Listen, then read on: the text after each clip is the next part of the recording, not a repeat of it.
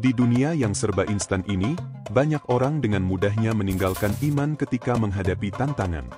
Namun, dalam Alkitab, ada tokoh-tokoh yang rela mempertaruhkan status, kedudukan, bahkan nyawa mereka untuk percaya kepada Yesus.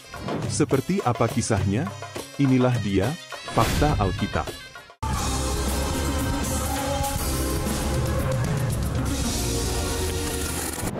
Kornelius, perwira Romawi. Kornelius bukanlah seorang Yahudi, melainkan perwira pasukan Italia dalam tentara Romawi.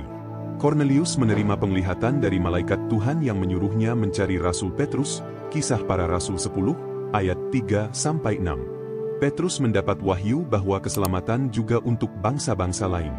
Saat Petrus berkhotbah, Roh Kudus turun atas Kornelius dan keluarganya, dan mereka pun dibaptis. Kisah Para Rasul 10, ayat 44-48. Sebagai seorang perwira Romawi, Kornelius hidup di bawah sistem kepercayaan politistik Romawi yang mengharuskan loyalitas terhadap kaisar. Mengakui Yesus sebagai Tuhan dapat dianggap sebagai pengkhianatan terhadap Roma, karena kaisar Romawi juga dianggap sebagai dewa. Selain itu, sebagai seorang bukan Yahudi, menerima ajaran seorang Mesias Yahudi juga bisa membuatnya dikucilkan oleh rekan-rekan militernya. Tindakan Kornelius untuk percaya Yesus penuh dengan resiko. Meski demikian, hal tersebut tidak membuat ia surut untuk mengikut Tuhan. Orang Ethiopia, pejabat istana. Orang Ethiopia ini adalah seorang pejabat tinggi di kerajaan Ethiopia, seorang bendahara Ratu Kandake. Dalam Kisah Para Rasul 8, ayat 26-39, menulis bahwa pejabat ini sedang membaca kitab Yesaya tetapi tidak memahaminya. Filipus yang diutus oleh Roh Kudus kemudian menjelaskan bahwa Yesaya menubuatkan tentang Yesus. Setelah memahami Injil yang disampaikan Filipus, orang Ethiopia ini kemudian meminta untuk dibaptis dan menerima Yesus sebagai Tuhan dan Juru Selamat. Sebagai bendahara Ratu Kanda, orang Ethiopia ini memiliki posisi tinggi di pemerintahan, dan dengan mengadopsi iman kepada Yesus berarti menghadapi potensi penolakan dari lingkungan istana, terutama jika iman Kristen tidak diterima di Ethiopia pada saat itu. Namun, ia tetap memilih untuk dibaptis dan membawa imannya pulang ke bangsanya. Nikodemus, pemimpin agama Yahudi. Nikodemus adalah seorang Farisi dan anggota Sanhedrin, Dewan Agama Yahudi yang berkuasa. Ia sangat dihormati sebagai pemimpin agama Yahudi. Pada suatu malam ia datang kepada Yesus untuk bertanya tentang keselamatan. Yohanes 3, ayat 1-21. Yesus mengatakan bahwa seseorang harus dilahirkan kembali untuk masuk ke dalam kerajaan Allah, dan kelahiran kembali terjadi melalui Roh Kudus dan bahwa keselamatan hanya ada dalam dirinya. Percakapan Nikodemus dalam Yohanes pasal 3 menunjukkan bahwa Nikodemus masih dalam proses memahami siapa Yesus dan apa yang dia ajarkan. Namun dalam kesempatan lain, Nikodemus berani membela Yesus di depan para pemimpin Yahudi. Yohanes pasal 7.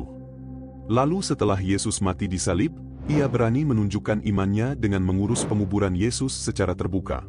Yohanes pasal 19. Awalnya Nikodemus takut dan mencari Yesus secara diam-diam, tetapi akhirnya ia terbuka dan menunjukkan kesetiaannya kepada Yesus secara nyata.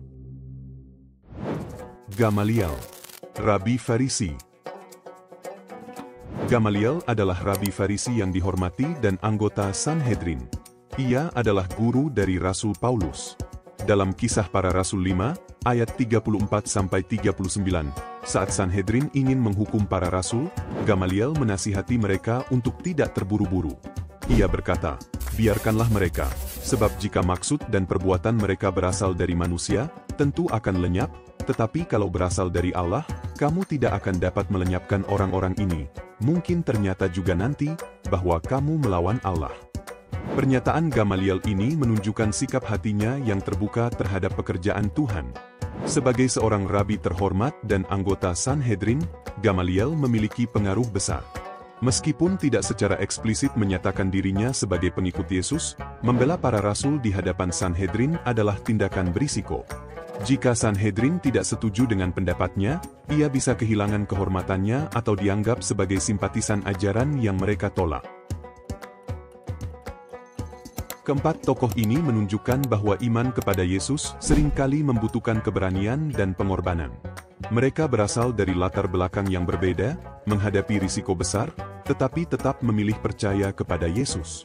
Kisah mereka mengajarkan bahwa iman bukan sekadar pengetahuan, tetapi juga komitmen. Jika mereka yang menghadapi tantangan besar tetap setia, bagaimana dengan kita? Demikian fakta Alkitab hari ini. Terus dukung channel ini dengan like, komen dan subscribe channel Jawaban. Sampai jumpa. Tuhan Yesus memberkati.